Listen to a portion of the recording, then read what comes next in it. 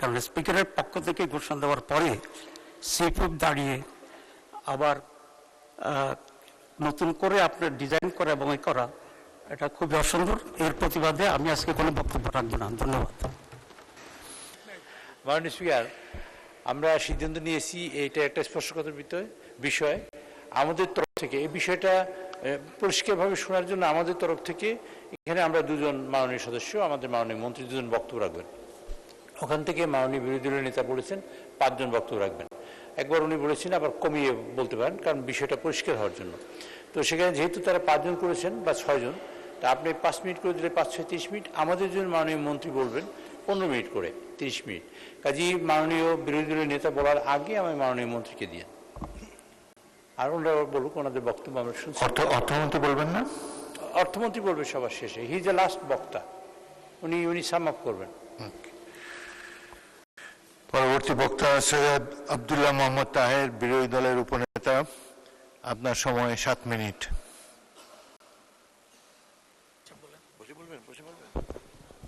আপনি কি বসে বলতে চান? আপনি বসে বলেন, একটু চাপ হয়ে যাবে। বসে আমার রিকোয়েস্ট শুনেন, অসুস্থ মানুষ তো আবেগে দাঁড়ায় যাচ্ছে। আপনি সুযোগ দিলে বসেই উনি দেন, বিরোধী দলের উপনেতাকে মাইক দেন, উনি বসে বসেই বলবেন। বিসমিল্লাহির রহমানির রহিম, নাহমাদুহু ওয়া নুসাল্লি আলা রাসূলিল কারীম। মাননীয় স্পিকার, আপনি তো একজন নিরপেক্ষ ব্যক্তি এই সংসদের জন্য, তো কিন্তু আনফর্চুনেটলি একটু আগে যে সিচুয়েশনটা ক্রিয়েট হয়েছে সেটা খুবই আনফর্চুনেট। কারণ স্পিকারের পক্ষ থেকে ঘোষণা দেওয়ার পরে চিফ হুইপ দাঁড়িয়ে আবার নতুন করে আপনার ডিজাইন করা এবং করা, এটা খুবই অসুন্দর। এর প্রতিবাদে আমি আজকে কোনো বক্তব্য রাখবো না। ধন্যবাদ। মাননীয় বিরোধী দলের উপনেতা, বক্তব্য রাখা ইচ্ছা নিশ্চয় সেটা আপনার উপর নির্ভর করে, কিন্তু সাধারণত প্র্যাকটিস হলো যে যদি সরকারি দলের নেতারা বক্তব্য দেয় সেখানে চিফ হুইপ উপরে নিচে করতে পারেন কিছু, আবার বিরোধী দলের তরফ থেকেও যখন কথাবার্তা বলবেন বিরোধী দলের চিফ হুইপও বক্তাকে উপরে নিচে দিতে পারেন। তো এখন আপনি যদি না বলেন মাননীয় বিরোধী দলের নেতা, আপনি কি ওনার পরিবর্তে অন্য কাউকে দিতে বলবেন?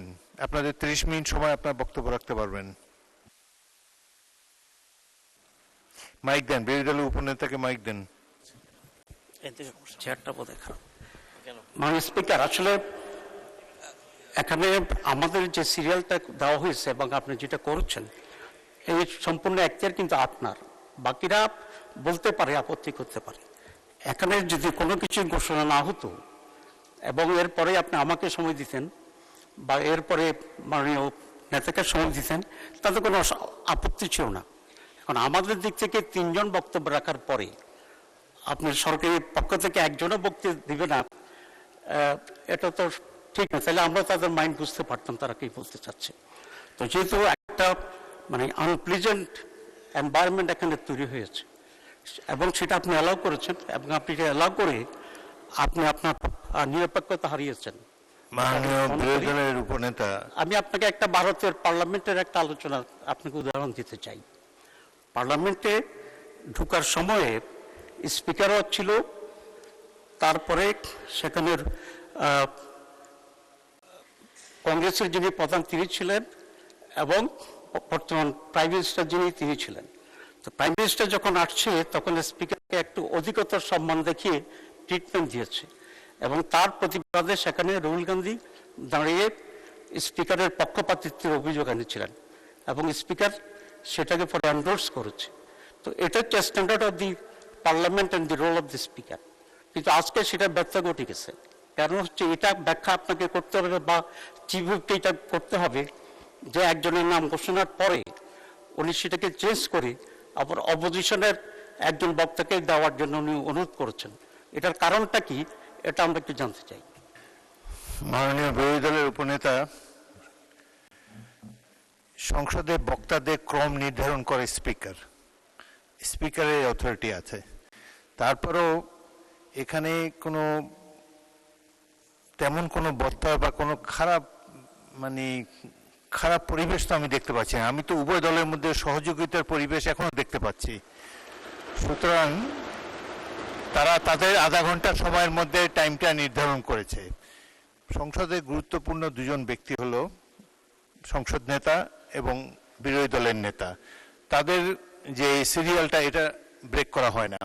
তার মধ্যে যদি আপনি মনে করেন যে উপনেতাকে একটু সুযোগ দেওয়া হয় নাই বা কিছু, সেটা আপনি ভাবতে পারেন, কিন্তু এটা সিরিয়ালের কোনো ঘটনা হয় নাই। দ্বিতীয়, ভারতের যে উদাহরণ আপনি দিলেন, সংসদ নেতার অনেক প্রিভিলেজ থাকে, সুতরাং প্রাইম মিনিস্টারকে যদি একটু টাইম বেশি দিয়ে থাকেন, স্পিকার সংসদ নেতাকে দিয়েছেন, প্রাইম মিনিস্টারকে দেন নাই, সংসদ নেতাকে দিয়েছেন, সুতরাং কিছু এরকম হতেই পারে। বাট যাই হোক, এটা অত্যন্ত তুচ্ছ বিষয়। আপনারা একটা গুরুত্বপূর্ণ বিষয় নিয়ে আলোচনা করছেন, দেশের ব্যাংকিং ব্যবস্থার সম্পর্কে গুরুত্বপূর্ণ আলোচনা চলছে। এখানে আমার মনে হয়, আমার ব্যক্তিগত মত, এটা ছোটোখাটো বিষয় উপেক্ষা করে বিষয়টি গুরুত্ব নিয়ে এটার উপরে যদি আপনারা মনোযোগ অধিকতর নিবদ্ধ করেন, জাতি উপকৃত হবে। ধন্যবাদ। Please go head.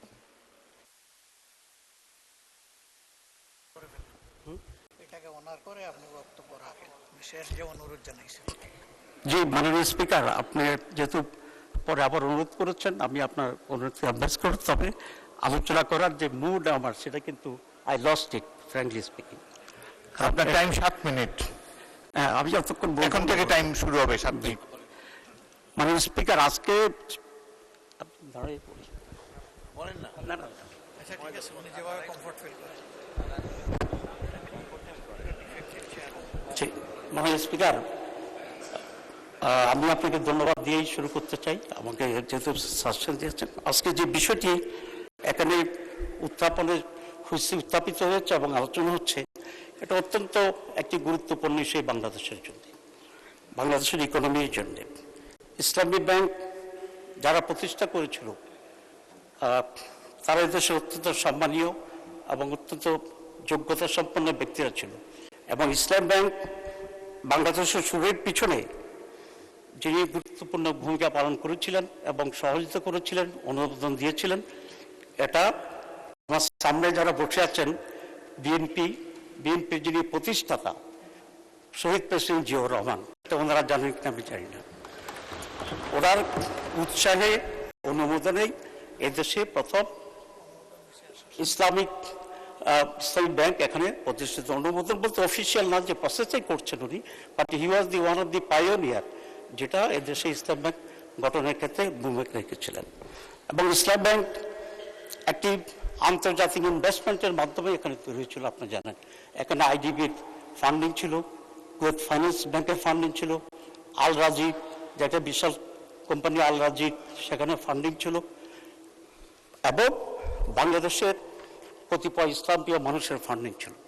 Islam bank পরিপূর্ণভাবে একটি যোগ্য এবং সততার ভিত্তিতে পরিচালিত হয়েছে। আজকেও ইসলাম ব্যাংকের যারা স্টাফ আছেন, চাকরি করছেন, এদের কারোর বিরুদ্ধে দুর্নীতির অভিযোগে এমন কোনো অবস্থান সেখানে ছিল না। ইট ওয়াজ ফুললি একটা নিরপেক্ষ স্পিরিচুয়াল স্পিরিট এবং সততার ভিত্তিতে ইফিসিয়েন্টলি এই ব্যাংক পরিচালিত হয়। এবং সেই কারণেই এশিয়াতে 11 বারের মতোই এই ব্যাংকটি প্রধান প্রাইভেট সেক্টরের প্রধান ব্যাংক হিসাবে আবির্ভূত হয়। এবং যেটা বলেছে, সবচেয়ে গণমুখী ব্যাংক ছিল ইসলামী ব্যাংক। 3 কোটি গ্রাহক, আমার ধারণা, জানি না এক্স্যাক্টলি, এই পরিমাণ গ্রাহক আর কোনো ব্যাংকে আছে বলে আমি মনে করি না। স্বৈরাচার যখন ক্ষমতায় আসলো, তারা এই ব্যাংকটাকে লুটপাট করার জন্য তারা সিদ্ধান্ত নিয়েছে। এস আলমের মতো ব্যাংক লুটের বিশ্ব ডাকাত আনফর্চুনেটলি এই ব্যাংকের কর্ণধার হিসাবে তৎকালীন স্বৈরাচার শাসক তাকে সেখানে চলে যায়। আপনারা দেখেছেন যে রিপোর্টটা ইসলামী ব্যাংক একটা তদন্ত কমিটি করেছিল।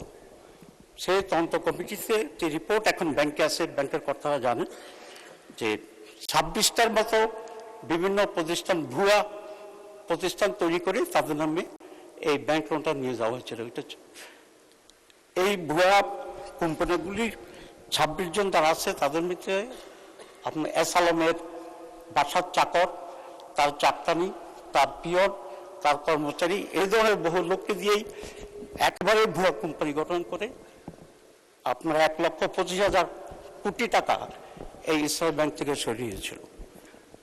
এই অভ্যুত্থানের পরে আবার নতুন করে এই ব্যাংক কিছুটা প্রাণ ফিরে পায়। 26,000 কোটি টাকার মতো নতুন টাকা এখন গ্রাহকদের পক্ষ থেকে আছে। আমরা আশা করেছিলাম যে এই সরকার এসে সর্বপ্রথম বিদেশের যে টাকাগুলো আছে এছাড়া নিয়ে চলে গেছিল সেগুলোকে ফেরত আনার জন্যই উদ্যোগ গ্রহণ করবে, কিন্তু আমরা লক্ষ্য করছি সেই দিকে না গিয়ে গভর্নমেন্ট বিতর্কিত লোকদেরকে সেখানে বসিয়ে এখন যে পরিমাণ কিছু টাকা আছে জনগণের টাকা, সে টাকাকেও কিভাবে লুটপাট করা যায় সেরকম উদ্যোগ গ্রহণ করছে বলে আমরা সেটা দেখি। যে ব্যক্তিটিকে এখন চেয়ারম্যান হিসেবে নিয়োগ করা হয়েছে তার ব্যক্তিগত চরিত্র, তারপর টাকা আত্মসাৎ, ঘুষ খাওয়া, এই ব্যাপারে ইতিমধ্যেই বহু রিপোর্ট আমরা এখানে দেখতে পাচ্ছি।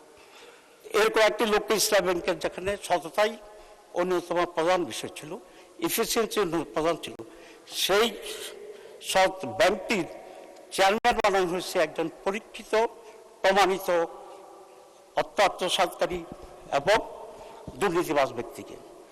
এরকম লোকেরা যদি এখানে চেয়ারম্যান হয় তাহলে আসালামের মতোই তারা বাকি টাকাগুলোকে জনগণের টাকাকে নিয়ে যাবে, এটা অত্যন্ত পরিষ্কার।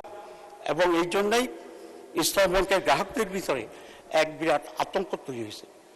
মাননীয় স্পিকার, আজকে ইসলাম ব্যাংকের যে টাকা, এ টাকাগুলো কাদের?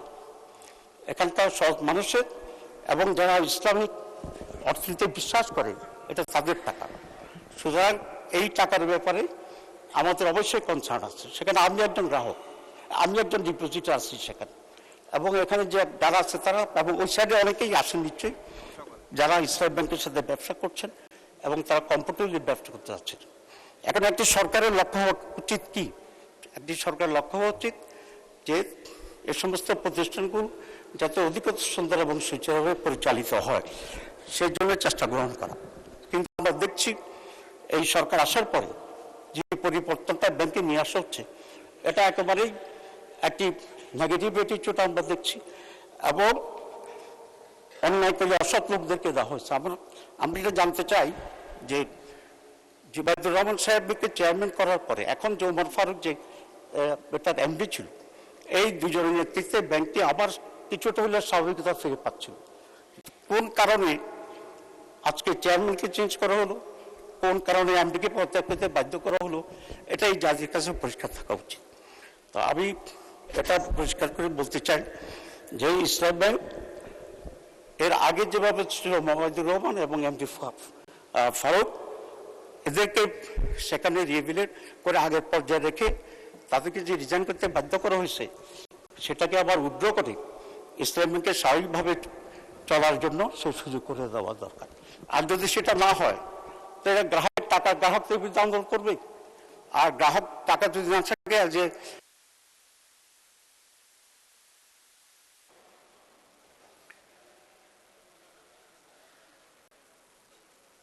মাননীয় উপনেতা, আচ্ছা আপনি 1 মিনিটে সাম আপ করেন। আমার সমস্যা হচ্ছে খুব সহজ। আমরা দেখছি যে ইসলাম ব্যাংকে আওয়ামী লীগ যেভাবে দখল করেছে, আমাদের মাননীয় মন্ত্রী সালাউদ্দিন সাহেব তার আগের বলেছিলেন যেটা কত অংশ শেয়ার, মানে শেয়ার হোল্ডার কত অংশের মালিক আছে না, 82% এসালামের যে মালিকানা, এই 82% হচ্ছে অন্যান্য লোকদের মালিকানাকে ডাকাতির মাধ্যমে ডিজেফাই দিয়ে এটাকে সে দখল করে জোর করে নিয়ে গেছে। আমাদের দাবি এটা অরিজিনাল মালিকদের ফেরত দিতে হবে, এবং যেভাবে সুস্থভাবে চলছিল সেটাকে অব্যাহত রাখার জন্য চেষ্টা করতে হবে। নাহলে গ্রাহকরা আন্দোলন করবে, স্টেট ব্যাংকের পক্ষে যা আছে তারা আন্দোলন করবে, এবং দেশে একটা বড় ধরনের আনরেস্ট হওয়ার সম্ভাবনা আছে। আমি সেই জন্য অনুরোধ করব যে আগের মতো করে ইসলাম ব্যাংকে ইসলামিক আদায় সৎ লোকদেরকে দিয়েই পরিচিত করার জন্য চেষ্টা করতে হবে, এবং এসালামের লোককেই বসানোর জন্য চেষ্টা করছে। কোনো এসালামের লোক ইসলামী ব্যাংকের কাজও দিতে পারবে না। ধন্যবাদ।